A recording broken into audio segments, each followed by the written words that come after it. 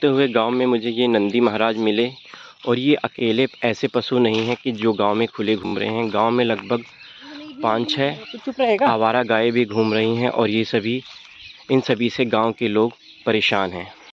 फसलों को आवारा गायों और आवारा जानवरों से बचाने के लिए लोग प्रायः इस तरह की बांस की बाड़ लगाते हैं और बांस की इस बाड़ में वही व्यक्ति निवेश कर सकते हैं जिनके पास पर्याप्त मात्रा में बांस हो, या दूसरी तरह की पक्की बाड़ बनाने के लिए भी काफ़ी मात्रा में पैसा चाहिए। बाकी लोगों को मजबूरन अपने खेत खुले छोड़ने पड़ते हैं और आवारा पशु उनकी फसलों को नष्ट करते हैं।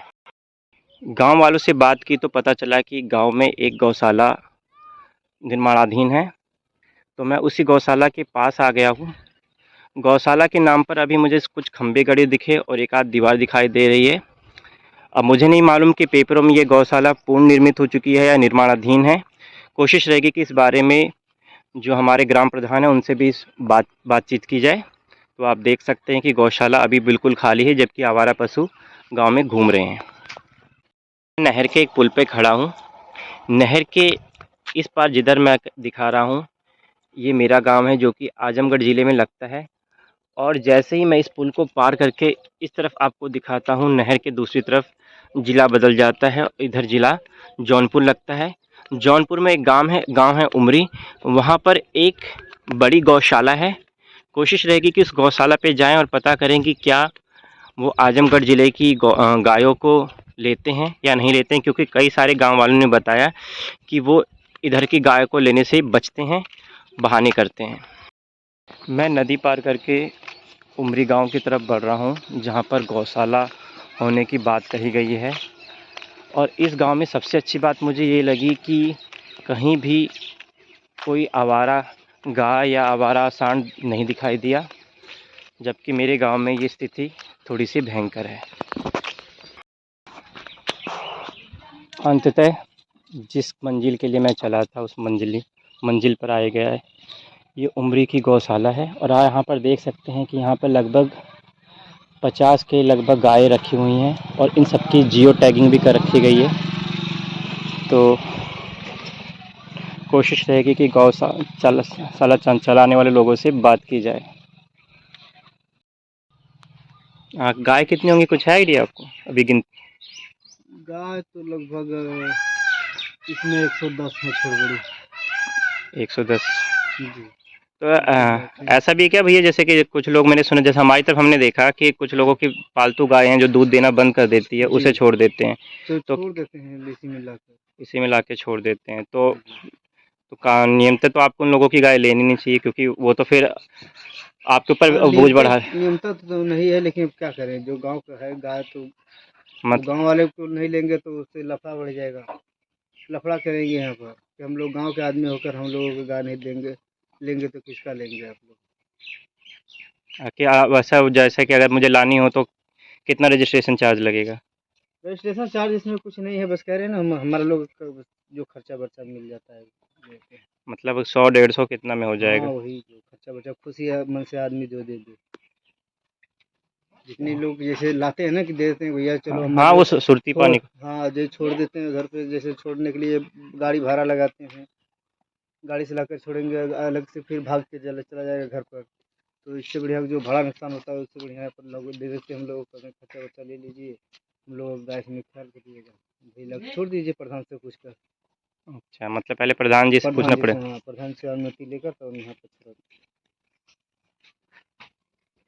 चारा वारा सब आप यहीं खिलाते हैं इनको, है? जी चारा इसमें है तो सब कटरे में बंद है सब चारा, और अभी चारा डाल कर ले जाएंगे पशु को चराने के लिए। अच्छा, चराते भी हैं आप? जी हाँ चराते हैं डेली की, 2.5 महीने से चर रहे हैं। चलिए, तो बढ़िया है सर। तो इसमें दूध देने वाली भी गाय हैं दूध कुछ? देने वाली इसमें नहीं है। अच्छा, सिर्फ वही हैं जो भी सूख गई हैं। जो बिसुख गई हैं, कुछ गाय हैं 2-4-10 ठो, गाभिन है, थोड़ा जनाती नहीं है, मालूम नहीं देती, 2 महीने का 4 महीने का ऐसे। अच्छा,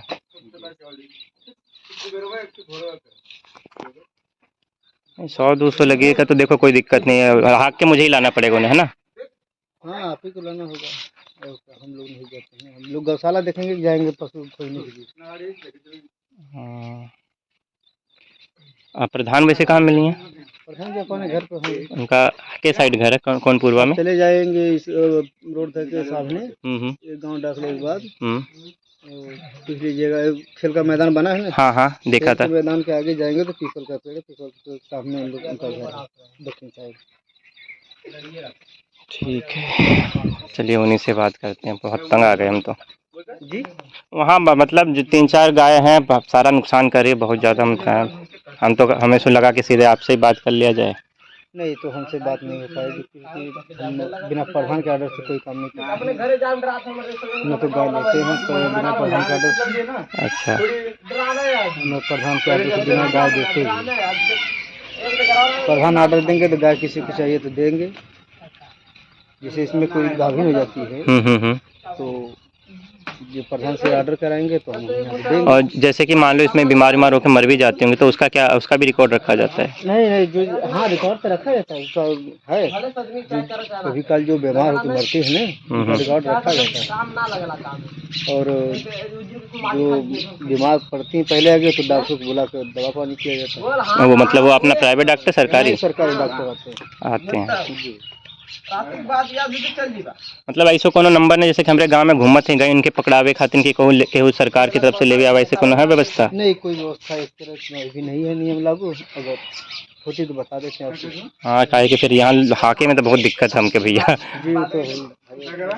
हम रह भी यहाँ रही ना दिक्कत ये है। हम लगा हमके तो पेड़ हमारा खराब हो गया तो हम सोचने चला अब फिर से लगाएं, फिर खराब करे से पहले इन लगन का कोनो व्यवस्था हो जाए। चला फिर प्रधान से मिले थे। हाँ, प्रधान से डायरेक्ट मिल लीजिए तो वही बता रहे हैं। प्रधान से आप ऑर्डर करा कर लाएंगे, जो भी खर्चा वर्चा हम लोगों को मिल जाता है। ठीक है, वही 100-200 कोई दे देता है।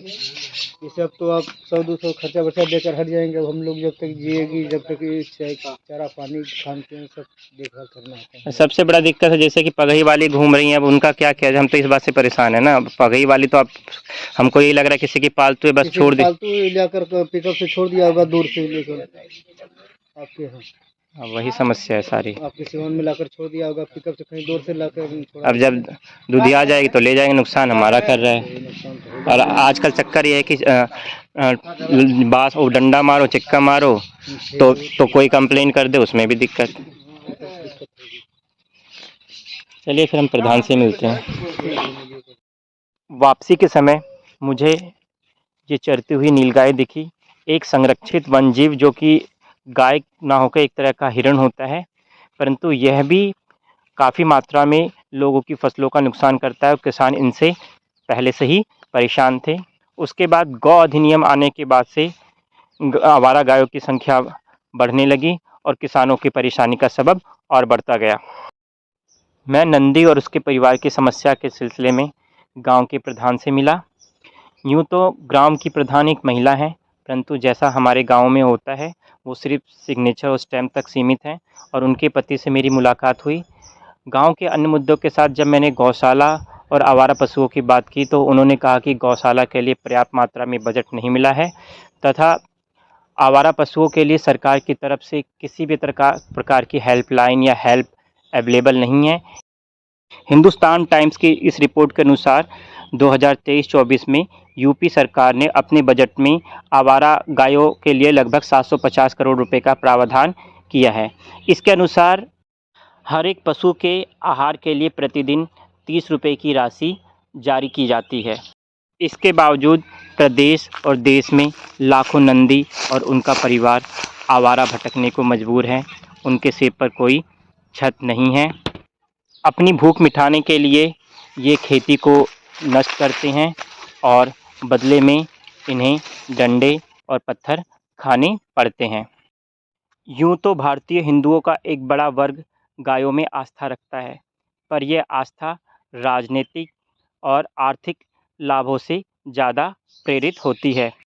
गौ रक्षा के नाम पर मनुष्यों की हत्या करने वाले जिस दिन अपने गांवों की गौशालाओं का ब्यौरा लेना शुरू कर देंगे, नगर पंचायतों और राज्य सरकारों से सवाल करना शुरू कर देंगे और जिस दिन शहरों की घुमंतू गायें पन्नियाँ खाना छोड़ देंगी, कूड़ा खाना छोड़ देंगी, उस दिन नंदी और उसके परिवार की घर वापसी होगी। तब तक नंदी और उसका परिवार यही पूछता रहेगा कि हम आवारा क्यों हैं।